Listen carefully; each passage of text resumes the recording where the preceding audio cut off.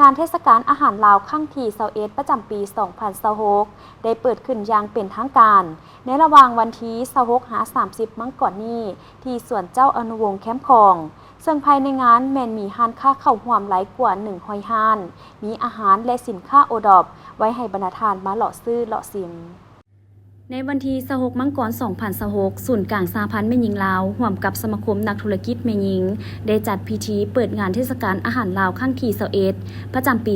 2026ภายใต้คำขวัญที่ว่าสัมผัสความเป็นลาวผ่านรสชาติอาหารลาวขึ้นที่สวนเจ้าอนุวงศ์แคมป์คองโดยการเข้าร่วมของท่านนางอาลีวงศ์นอบุญธรรมประธานคณะบริหารงานศูนย์กลางสหพันธ์แม่หญิงลาวท่านนางบุญคำวรจิตผู้ว่าการธนาคารแห่งสาธารณรัฐประชาธิปไตยประชาชนลาวท่านจันทบูรณ์สุขอรุณรองรัฐมนตรีกระทรวงอุตสาหกรรมและการค้ามีภรรยาการนำทูตตานุทูตประจำลาวผู้ประกอบการนักธุรกิจและภาคส่วนที่เกี่ยวข้องเข้าร่วมในพิธีได้มีการมอบโล่และใบเกียรติคุณให้กับบรรดาผู้ให้การสนับสนุนจำนวน58ภาคส่วนจากนั้นท่านนางจันทจรวงศ์ไซ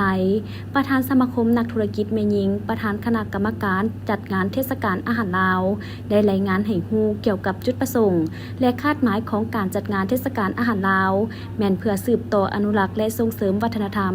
ฮีตของประเพณีด้านอาหารเอกลักษณ์ของลาวที่ส่องแสงให้เห็นถึงวิถีชีวิตของคนลาวทั้งชาติให้คงอยู่คู่กับสังคมลาวมาตลอดจนถึงทุกวันนี้21ปีพอดีพร้อมนี้ก็เพื่อโฆษณาอาหารลาวให้เป็นที่รู้จักในระดับอาเซียนงานเทศกาลอาหารปี2026ภายใต้คำขวัญสัมผัสความเป็นลาวผ่านรสชาติอาหารลาวแม้นจะได้ดำเนินไปเป็นเวลา5วันที่26-30มังกร2026เริ่มแต่เวลา 9:00 ตอนเช้าฮอด 10:00 กลางคืนของทุกวัน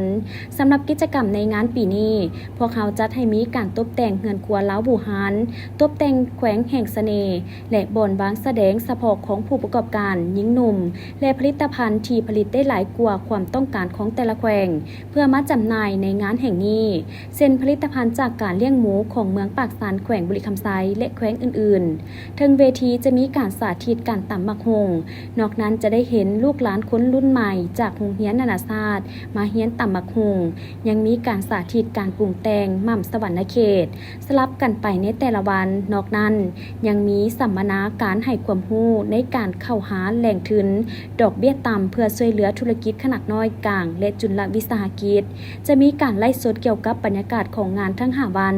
ในปีนี้มีร้านค้าเข้าร่วมทั้งหมด180ร้านในนั้นมีร้านอาหารเอกลักษณ์ของแต่ละท้องถิ่นแบบลาวๆอาหารลาวประยุกต์ของหวานและเครื่องดื่ม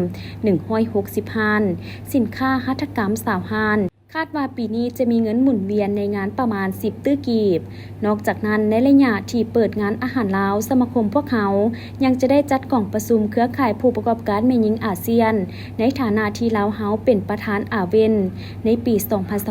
2026-2027พิเศษในระยะเดียวกันสมาคมยังจัดกล่องประชุมอาเวนบอร์ดมิทติ้งครั้งทำอิฐที่ลาวเฮาเป็นประธานอาเวนในระหว่างวันที่27-29มังกร2026เพื่อให้แขกกล่องประชุมได้มาเที่ยวงานของพวกเขาหลังเลิกประชุมได้ทุกวัน